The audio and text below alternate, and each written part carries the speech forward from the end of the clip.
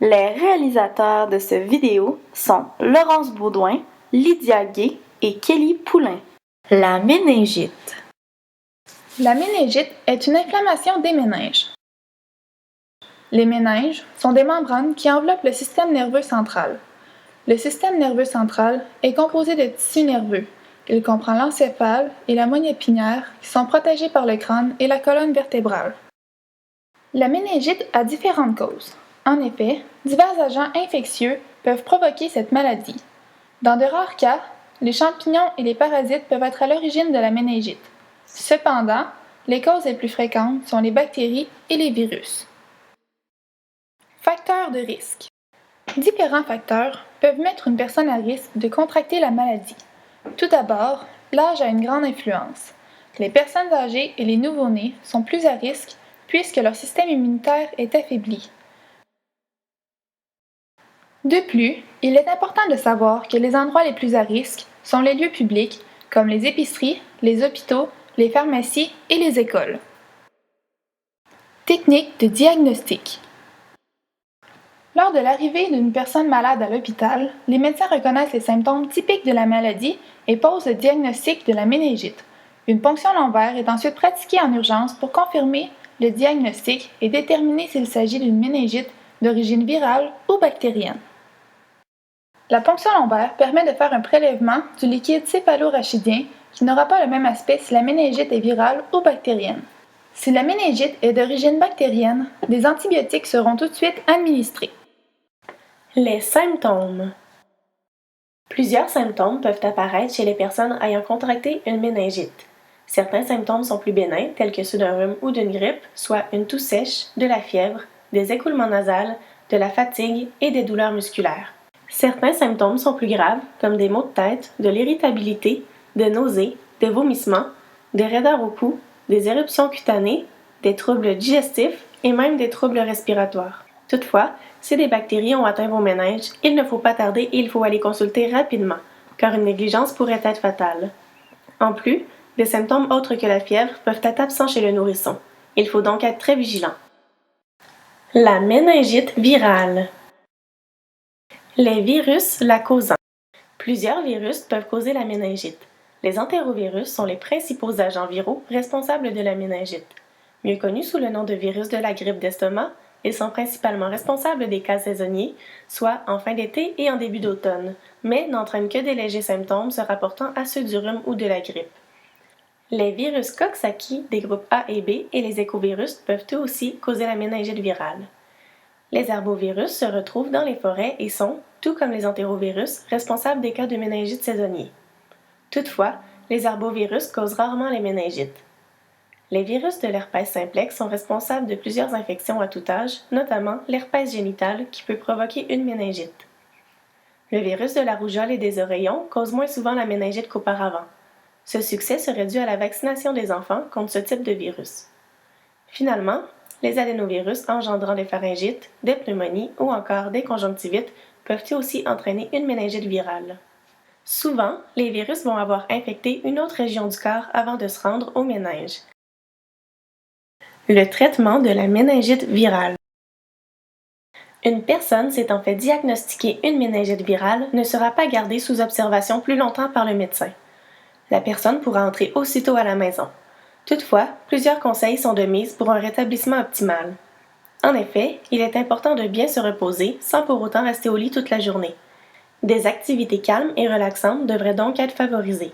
Ensuite, il est essentiel de bien s'alimenter, même si l'appétit est coupé. Si c'est le cas, il vaut mieux favoriser plusieurs petites portions tout au long de la journée. Bien s'hydrater est aussi un élément important au bon rétablissement. Il faut donc boire beaucoup d'eau ou encore s'hydrater en mangeant de la soupe.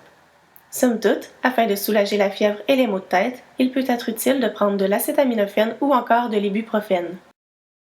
Les conséquences d'une méningite virale. Les conséquences de la méningite virale sont plutôt bénignes.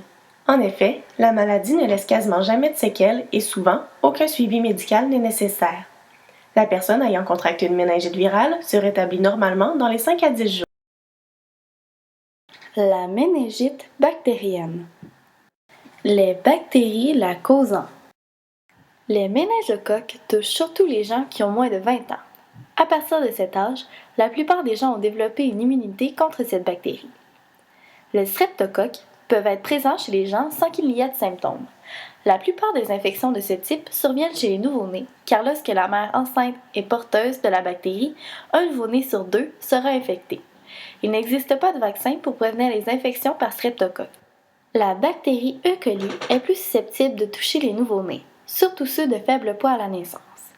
Les personnes âgées ou les gens dont le système immunitaire est affaibli peuvent également être affectés par la bactérie E. coli. Il n'existe jusqu'à maintenant aucun vaccin pour prévenir ce type de méningite. Les méningites faisant suite à une infection par pneumocoque sont rares au Canada. Les enfants de moins de 2 ans ainsi que les personnes dont le système immunitaire est affaibli sont le plus à risque. 2 personnes sur 10 meurent suite à une infection de ce type. L'influenza de type B est rare au Canada, car tous les nouveau-nés reçoivent un vaccin anti-HIB. Lorsqu'infectés, même si les gens sont traités à l'aide d'antibiotiques, un cas sur 20 meurt et la moitié des survivants souffrent de graves séquelles. La listeria est plus susceptible de toucher les nouveau-nés, les personnes âgées et les gens dont le système immunitaire est affaibli. Bien que les cas soient rares au Canada, près d'un tiers des cas sont mortels. La bactérie de la tuberculose ne cause que de rares cas de méningite au Canada. Les personnes de tous âges peuvent en être atteintes, bien que les nouveau-nés soient plus à risque. Les traitements de la méningite bactérienne. La plupart des méningites bactériennes se traitent à l'aide d'antibiotiques. Effectivement, lorsqu'elle est due à des méningocoques, celle-ci peut être traitée à partir de pénicilline. Sinon, pour les streptocoques, les pneumocoques, la bactérie E. coli et l'influenza de type B, il s'agit plutôt d'antibiotiques par voie intraveineuse. Les conséquences de la méningite bactérienne. Si la méningite bactérienne n'est pas traitée dans les 48 heures faisant suite à l'apparition des symptômes, plusieurs conséquences peuvent être observées. La mort est fréquente. Sinon, chez la plupart des survivants, plusieurs séquelles sont observées, soit la cécité, la surdité, une paralysie ou un retard mental dû à des lésions cérébrales.